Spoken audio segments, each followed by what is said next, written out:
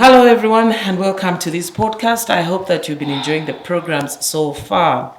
We have a very, very special topic today relating to health. When a woman gets pregnant, it is a time for excitement, and not just for her, but for the whole family. Everybody gets anxious, awaiting the arrival of a new member of the family. But sometimes it doesn't go as expected. My guest today, Zena Chuala, is one of those women who was eagerly awaiting the arrival of her baby. But unfortunately, when the baby was born, she found out that the baby had a condition, and this is what we'll be discussing today. Zena, welcome to the program. Thank you. Just tell me first about yourself. What do you do? Where do you live? Okay, my name is Zena Chuala. I'm a student. I'm a primary teacher doing at Mansfield. Yes. I'm married to Pastor Oliver Stambuli. Pastor Oliver Stambuli. Yes. How long have you been married? We are now clocking 10 years. 10 years? Yes. How many children do you have? Yeah, this one, she's number 3. 2 boys, 1 girl. 2 boys, 1 girl. Yes. Okay, and how old is this one, this baby? This baby, girl? she's only 6 months old. She's 6 months Yes. old.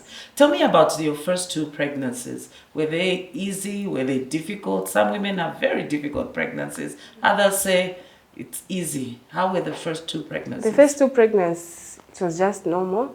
Okay, delivery, fine. Welcoming of the baby, everything was okay. How old are the boys? The first one, he's 10. The second one is clocking 6 years. Wow, very good spacing, eh? It was that deliberate? You wanted to space the children? It was No, it was because of school. For school? Yes. Okay, you were still studying when you got married? Yes. Okay, and you enjoy being a teacher? Yes, I enjoy very much. You do? Yes. Okay. So tell me about this last pregnancy. Wow, this last pregnancy. How was it for you? Were you excited? I was very excited from the beginning. Now along the way, problems occurred. BP, the loss of blood, blah, blah, blah. Everything was involved in this pregnancy. You never experienced that in the first pregnancy? In the first pregnancy, no. And what did the doctors say? The doctor said it's maybe the problem, or maybe it should be the problem concerning family planning. That's why I'm having these problems, like BP, yes. And shortage of blood. Every time when I go for antenatal checkups, I found that the BP is high. I'll be admitted. Maybe the blood, just like that, until the time I gave birth to this child. Was it a normal delivery? It was normal delivery, yes. And you excited? You had I a was new very member much of excited. the family? Yes. Being the girl, I was very much excited. And I did wanted to have a child, a female, yes. Okay. Yes. When did you start noticing that something was not right? The time she was at delivery, everything was okay. The doctor examined me and she examined the child was just fine. Then after 2 weeks, I started noticing now the neck, it was not okay. Compared to the 2 boys I had, yes, the neck it was not stable. I went back to the hospital. The doctor told me, no, the baby is just fat. She'll be okay. Just give her some time. I waited until 3 months. Then I went back again. I told the doctor, no, the condition is getting worse and worse. What could be the problem? Then the doctor told me, okay, for now we'll just wait until 6 months. That's when now we can send you to UTH. Well, which doctor were you going to at this point? At ZAF. At ZAF. Yes, that's and our they nearest said you wait clinic. for 6 months. Yes. Then after 6 months, that's when I went back now there. I told the doctor, no, now the baby, she can't even sit. If you try to lift her, the legs are like, there is no much strength in the body. Then the doctor said, wow, okay, now you need to go to the hospital. That's how now I was transferred to UTH. From there, I was admitted. Immediately, yes. They examined the baby, then they said, no, there's a problem. What happened when, during birth, the doctor began to ask me the questions. Then I said everything was well. Did the baby cry? Yes, she cried. Now what could be the problem? I don't know, that's why I brought the child at the hospital. Okay, now the doctor said, okay, I could advise for now, take her to the physio. Physio. Yes. At UTH. Yeah, at UTH. The baby, she's still young. We cannot say maybe the problem is this and this, but let's try this option. Yes. There's a certain woman who told me, no, the baby will be okay, but just try to go to physiotherapy. There it will work. Then from there, I was now looking, which physiotherapy can I go? Yes. Then there is a certain Chinese woman I used to stay with. She told me, no, the best physiotherapy that I trust, it's Italian hospital. Take your child there. The child should be okay. But all this time, you hadn't yet been told what exactly was wrong with the child. They were just guessing. Some they will say maybe it has to do with the veins. We did the CT scan. The CT scan, it was just okay. So now the doctor was wondering also. She did not know what to do. So she told me, no, let's just wait. The baby is just too young. We cannot say the major problem is this and this. Try this, meaning physiotherapy. Now, finally, what did they tell you is wrong with the baby? When I went to Italian hospital, I found the doctor. Then the doctor, he checked on the baby. The doctor was saying maybe it could be the cerebral palsy. Cerebral palsy. Yes. So finally they told you that was the problem. Yes. Well, for our viewers, cerebral palsy is a disease that affects children. And I believe that it's quite prevalent in Zambia. I was reading some statistics that in the US, I think almost 10,000 children have cerebral palsy. And we will have somebody to give us more details about the disease and how it can be managed. But Zena, they told you this child had cerebral palsy. Yes. Were you scared? Had you heard of cerebral palsy before? No, I've never heard of it. You'd never heard of it before? Yes, I'm not even scared because I don't know the... You don't know the disease. But did they advise you what to do with a child to manage cerebral palsy? Yes. What did they say you should be doing? First, it's physio. Yes. Then they advised me to buy a special chair. A special chair? Yes, and a baby walker to help the baby. Yes. Okay. What is the name of the baby? This one, she's Victoria. Victoria. Kutemba Stambul. Okay, and how old is she now? She's 6 months. So you've just found out that she has cerebral palsy now at 6 months. Yes. How do you feel? You wanted this baby girl you really were looking for a baby girl. How do you feel about her condition? I know she'll be just fine. I don't feel anything. I'm not even sad. I know there is a solution for it. Yes. So the doctors have been quite good in making you feel confident that the child will be fine. Yes, because even the changes, I can see the changes. You see the changes? The time I started physiotherapy, and now, at least there's some changes. There's some changes. Yes. Your husband, how does he feel about this? Sometimes I know in Zambia, husbands will start blaming you, the wife, that it's your problem. How has it impacted the marriage? I know there are some marriages that fail because a child has a problem. How has it impacted your marriage? Like for me and my husband, we accepted the condition and we know that the baby will just be okay. So there is nothing, it has not even affected our marriage. We are still together, we still love each other, and he's very supportive. Yes. Is it because he's a pastor? Have you had counseling? No. No. I think that's the way he is. He's very understanding. So you've just accepted it. Yes. How has it impacted the other children? The older children? The older children, like, they don't even know that the younger sister has this problem. Sometimes they will just ask you, Mom, what's the problem with the child? I'll just tell the children, my boys, no, the baby's just okay. But she's failing to sit on her own. Give her sometimes she'll be sitting on her own. Yes. Is there a special diet for the child? Does she eat? Have they told you to feed her particular things, or does she eat normally? She eats normally. They have not told us any particular food. We have not yet been there. I think they will tell us. Okay. Yes. How long is this physio supposed to go on? It's supposed to go for a month. A month? Yes. And how are you affording it? Is it free? Yes. The physio is free? It's free? Yes, it's free. It's free? Yes. Okay, that's wonderful. Let me get now to Oscar Ntondo. What is cerebral palsy? We are hearing about it, and I'm sure many of our viewers have probably never heard of it. What is cerebral palsy? Well, before I answer your question, I just want to thank you for having us this morning on this sensitive and also important issue concerning our mothers having children living with disabilities, specifically cerebral palsy. To define cerebral palsy is an umbrella term which is used to describe or which is used to describe disorders affecting the non-progressive irreversible damage to the developing brain of a child. Yes, and this cerebral palsy can be caused by so many factors which can be congenital or even acquired. Yes. So when we're talking about congenital causes, we can group them into prenatal, perinatal, and also postnatal. And when you look at these factors, these are the factors that depends most on the mother herself and also the health caregiver. When I want to talk about prenatal, I'm talking about issues which deals with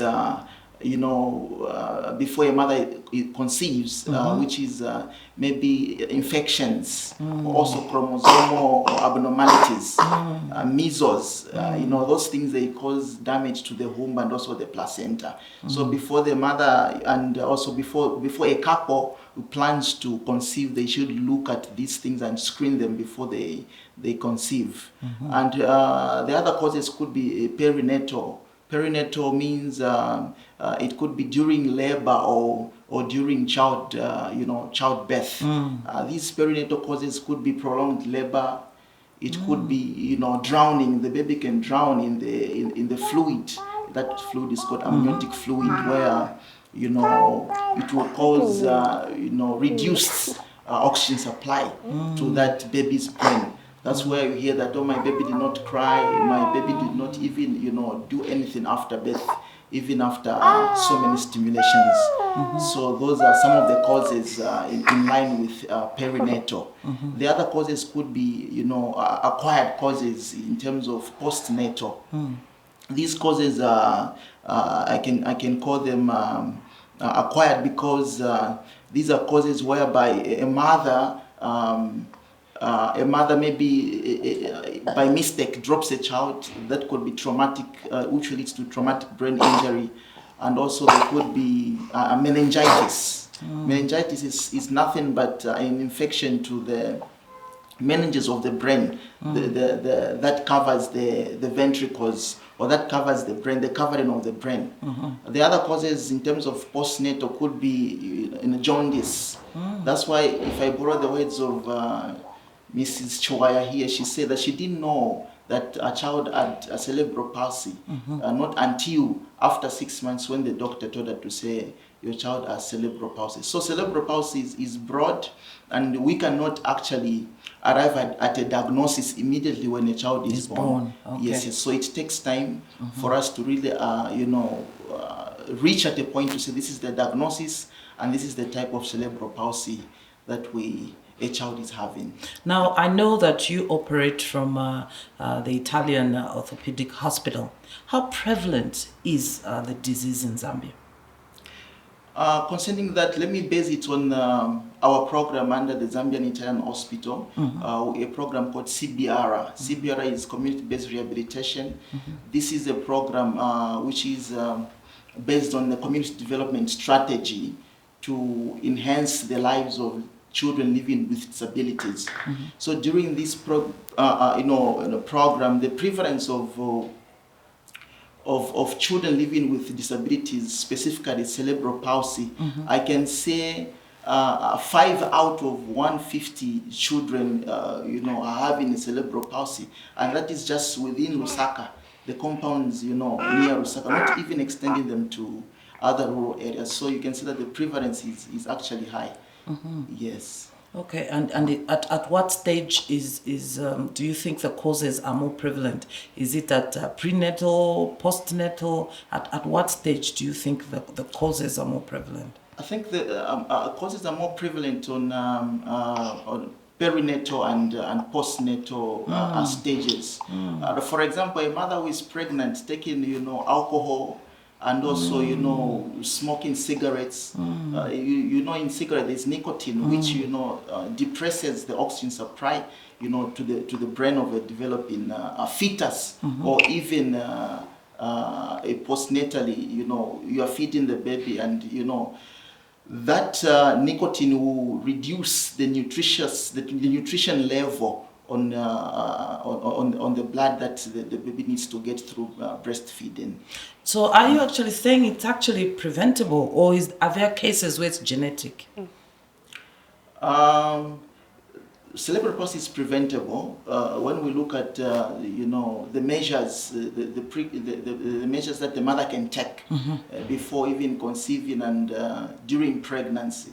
For example, before you conceive, you need to make sure you have access to, you know, proper health care, so that you can be advised on what you should do and what you shouldn't do. That is, of course, our, you know, antenatal services, which every health care, you know, provider almostly are providing to our mothers. Yes. But would there be any situations where it is genetic at all? Yes. When I say genetic, I mean that a woman, I want to our viewers to understand that could it be a situation where a woman has followed all the health sort of rules around getting pregnant, but they end up with a child with cerebral palsy? Yeah, there are cases where a woman has followed all the rules, but mostly when someone follows all the rules, the chances of having a child with CP are very, you know, less.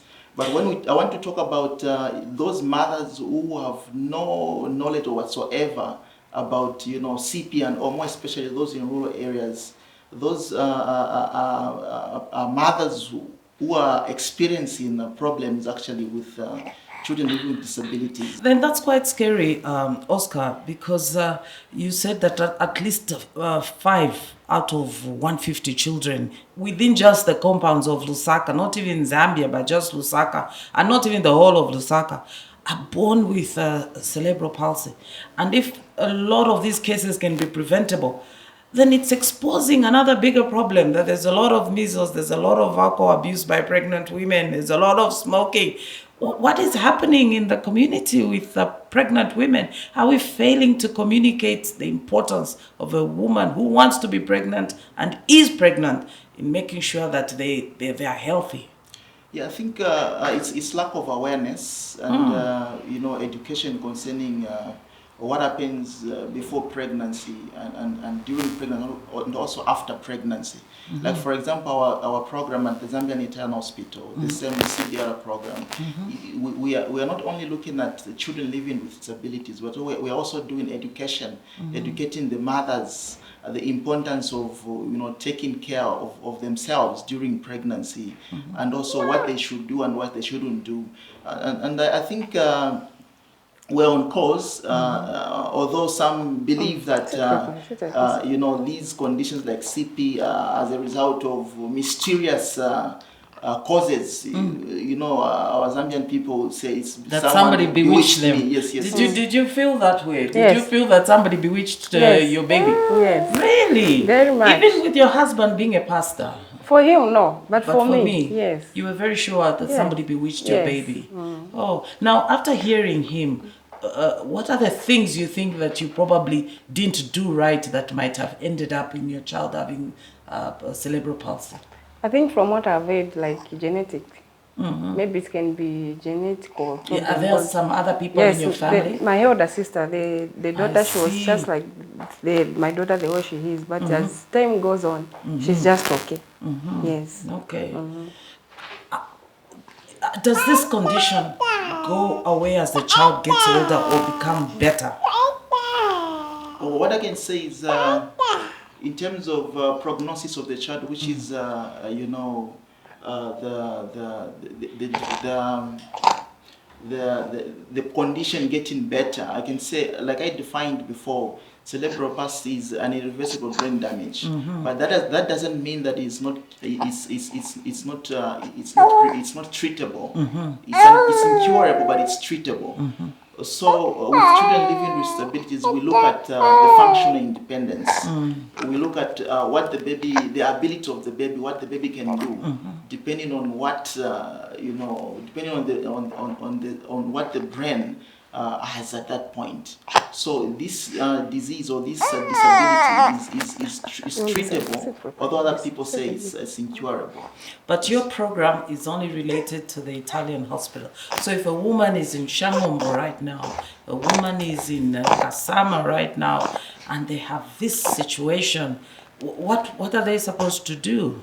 Okay, so I want to mention to say our program at the Zambian Italian Hospital concerning the CBR program is not only for Lusaka people. Okay. We also go as far as Mfrila, we go in Kasama, in those far areas. We have networks there that we have established, and centers also. So we are not only, we receive mothers and their children as far as Katete.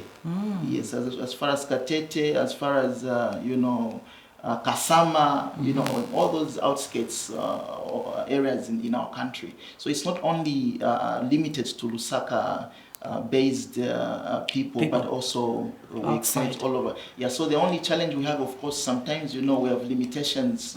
We cannot reach out to all of them at once because of sometimes financial burdens, because this program is a free program.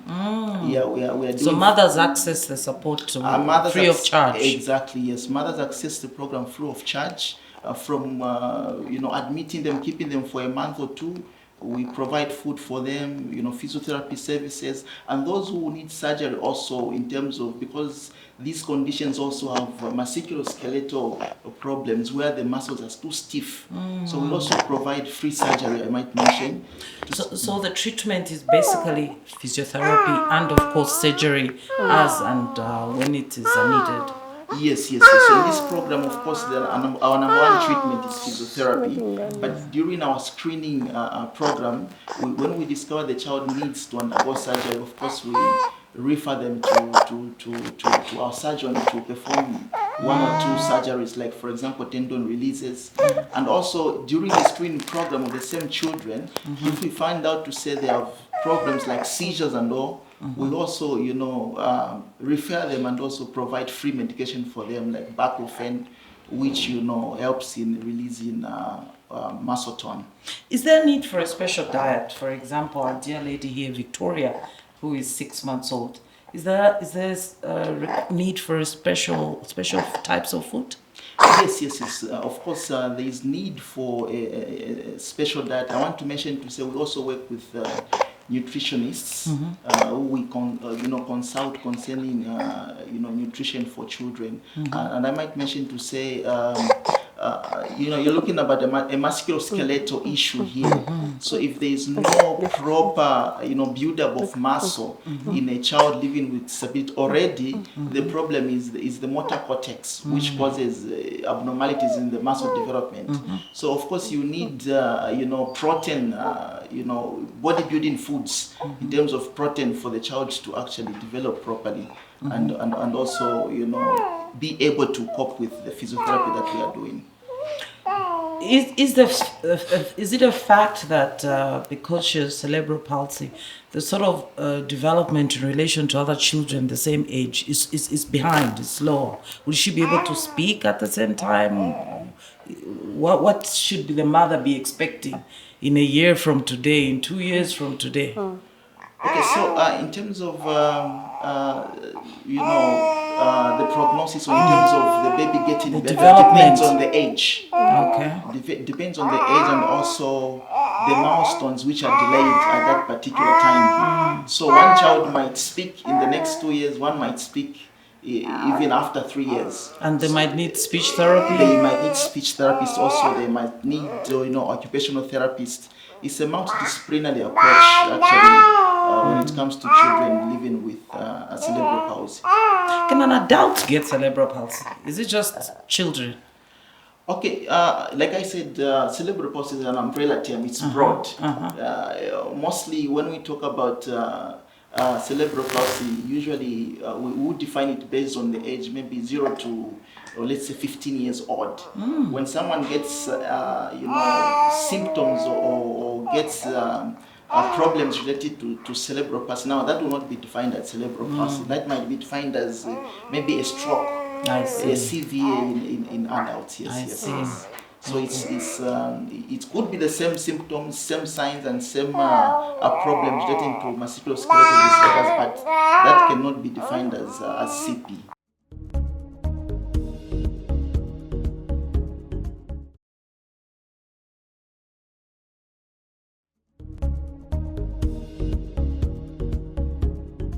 Are there any examples you've come across where these children get so much better, like you said, up to 15 years old, that they can have a normal life? Can they have a normal life? These children can have a normal life based on The severity of the condition. Yes. And I might mention to say these children actually, in our program at the Zambian Internal Hospital, we have a program where we have a special school teacher. Yes. So we also identify needs in terms of education. So we actually engage them in that area. So these children will live a normal life. Of course, in this case, Victoria will have to come to school at the Italian hospital. Definitely, she will have to come at the Italian hospital for special school, if at all. According to our assessment, we arrive to say she needs special school. But if she doesn't need them, she will just have to go, through the normal education. I know this is a difficult question for the mother here to hear, but again, from your experience as somebody who specializes in this, what is the kind of lifespan that you look at? Well, I can't predict. Do they grow into adulthood in most of these children? Definitely, yes, they grow into adulthood. That's why we said our first approach is to make sure that the child is functionally independent. They grow into adult, and according to their own abilities, they go on with life. They go on with life. So the lifespan is just normal, depending on how you are taking care of the child, depending on how you are taking care of that child who grew into adulthood. It's a matter of family and other stakeholders supporting that child. So the lifespan is just normal. Did you take the child to which doctor? No. No. Would a girl like Victoria with this condition, would she be able to have children? Concerning that, I think it would be good to say it's not impossible to have children. It's possible, but to prevent issues, because we are looking at problem with musculoskeletal issues. Now imagine someone falls pregnant who is having cerebral palsy. What will happen is what we are talking about, even in a normal patient, in a normal mother trying to deliver, having prolonged labor. What about someone who has got uncontrolled muscle tone? So to prevent reoccurrence of such issues in families, it's better we avoid conceiving when someone actually has cerebral palsy. Yes. How does that make you feel? No. It's well with me. Yes. How has your family, outside your husband and your children, how have they responded to this? Have they given you support? Because clearly the baby needs extra support, extra time. How has it impacted your own job as a teacher? No, more especially for the family from my husband, they've given me much support. Also my family. As for me, I'm not yet working, I'm still a student. Oh, you're still a student, yes. But how has that impacted you? So for the last 1 year, I've even stopped going to school. I was doing it online. Yes. So I'll be writing my exams this coming November. So you've had to take time out to be at home and make sure that you look after the child. I look after the child, yes. Yeah. Oscar, at this point, what would you recommend to be done in communities to make sure that many mothers to be and women who are pregnant understand that cerebral palsy can actually be a possible outcome if they don't look after themselves? Well, my recommendations are just to make sure to say they access that healthcare services before conceiving, and also during pregnancy, because these are critical times, where, mothers needs to know, or like I mentioned earlier, what to do and what not to do. And also the community should come up together and, form up, let's say, for example, in Katete, we had SMAGs. These SMAGs is a group of women that, help us in the community to explain to mothers. Community leaders. Yes, community Okay, leaders I see. who help us to explain to mothers, the dangers of having, for example, drinking alcohol during pregnancy, smoking during pregnancy, and also the dangers of not accessing healthcare services before and during pregnancy in their areas. Yes. So my recommendation, of course, is awareness, and also try and educate not only mothers but also everyone in the community. Fathers, partners, both the man and the woman. Shouldn't only be on the woman, because when these issues like these come, they affect both sides and also the community at large. Would you say it's more prevalent in one particular type of sex? Is it more boys, more girls, or it's just across the board? No, it's just across the board. Like when you are expecting a child, you won't know exactly. I will have a baby boy or a baby girl. So it happens in both. But I think according to my experience, according to our statistics, it's more common in a girl child. In the girl child? Yes. Would there be any reason for that? I think the reason could just be, like I said, chromosomal abnormalities. Yes. And that's the chances of having a baby boy or a baby girl, but there are no special reasons to why it's happening in a baby girl or a baby boy. Yes. I know also that we did have a program a few weeks back talking about the impact of drugs, the growing drug problem in Zambia. As part of your trying to avoid such conditions, are you collaborating with these institutions in Zambia, in communities that are trying to get young women, young boys to keep away from drugs and alcohol? Of course, yes. During our program, our community-based rehabilitation program, also we are actually, we have a component where we are advocating to, preventing young girls and boys, in terms of abusing drugs. So we have that component where we actually are partnering with the Franciscan sisters, who are actually our administrators at the Zambian Italian Hospital. So yes, we are actually helping also in that area. Okay, so yes. you are working even with the church. Yes. Strongly. We are working with the church also, like for example the churches, the churches. We are working with churches also, and also the United Church of Zambia, the Catholic, all the churches around. We are coming up together and actually partnering to solve this problem. Yes. What are your dreams for your child? My dream is to see my child well, walking, helping me at home. She heard you, she's smiling. She wants the child to help her in the kitchen. Yes, more especially in the kitchen. Because having 2 male children. Would you be considering having another child? No, that question. As for now, no.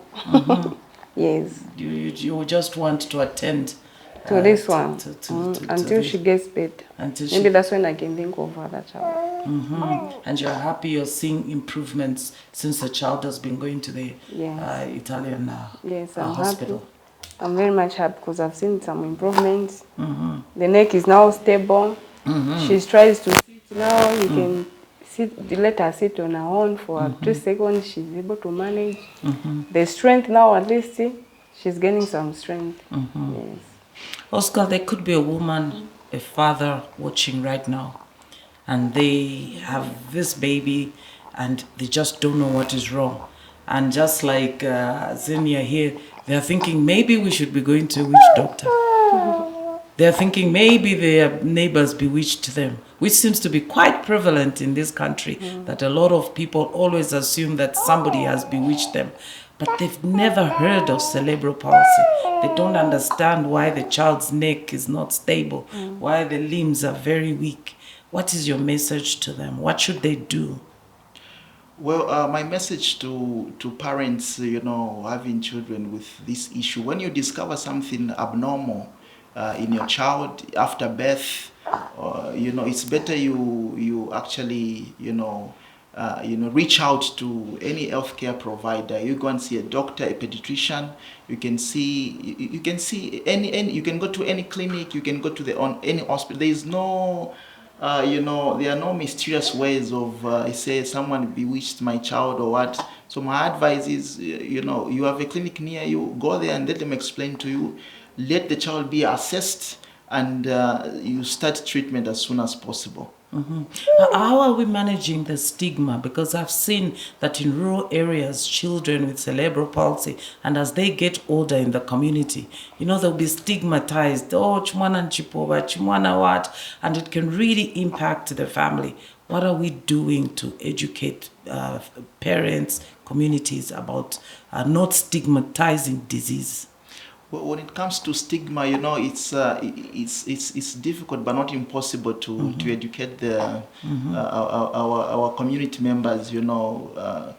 Explain to them what CP is, explain to them the causes and all. I think so far we are doing well in terms of stigma, but there are some people still lagging behind, in terms of the knowledge about what CP is and other also musculoskeletal disabilities. But in our program, like I mentioned earlier, we are also educating not only those mothers having children living with disabilities, but also those mothers who are planning to conceive and others also in the community. Yes. Does this worry you that as Victoria here gets older, in communities, people can start calling her names, and does it worry you?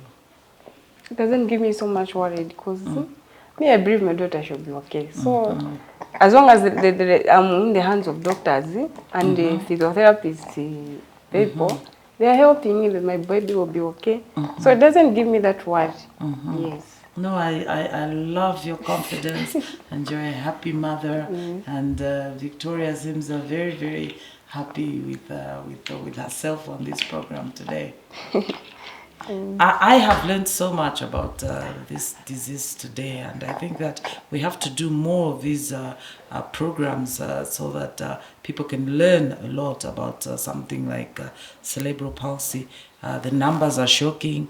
It is sad that it is preventable, and if we can just have measles treated, people not abusing alcohol, not abusing drugs, that women, before they get pregnant, they decide to do a medical checkup, which is something that many women in Zambia, we don't do that. If you're planning on having a baby, it's important that you check, are you healthy? And not just the woman, isn't it? Even the men. I hope that's the message. Exactly. That's the message. Even the men, right? Yes. So I just want to use this opportunity to reach out to all stakeholders, to help us, support this program, because a mother having a child living with cerebral palsy cannot even work, cannot even go out there and look for work. Or it's full time. It's full time. It's like a full time, contact, mother to child contact. So even when the need arise, for example, of appliances, there are appliances that we need, for example, wheelchairs, calipers, even medication and other things, There are mothers who cannot even afford to even buy a single, tablet of paracetamol in order to give to their child. So my appeal right now is just to call on all those stakeholders, to support, and well wishers of course, to support us in this program that we are doing to reach out to our mothers, because this also will help us add to our sustainable development goals, in terms of alleviating poverty and also promoting health in children. Yes. I have heard the stories of some mothers living with children with disabilities, which could actually include cerebral palsy, and that when they have to go out to go to the market to trade, they probably leave the children locked up because they don't want the neighbors to see them, and then because they can't afford extra care for the child, so they lock the child up the whole day. I heard of stories of 5-year-old children being left alone and locked up, and this happens even in villages. So you are doing a very good job at the Italian Orthopedic Hospital, and I really hope that everybody who's listening and who's watching and has the capacity to help with wheelchairs and other special chairs that children like Victoria need, please don't hesitate to contact the Italian Orthopedic Hospital so that we can support this program. It's community-based, it's in the whole country. Cerebral palsy is quite prevalent in Zambia. The numbers are shocking, absolutely shocking, that just here in Lusaka, 5 out of 150 births, as far as children are born, actually end up having cerebral palsy, and that it is preventable. It's just an issue of management and of health care. Exactly.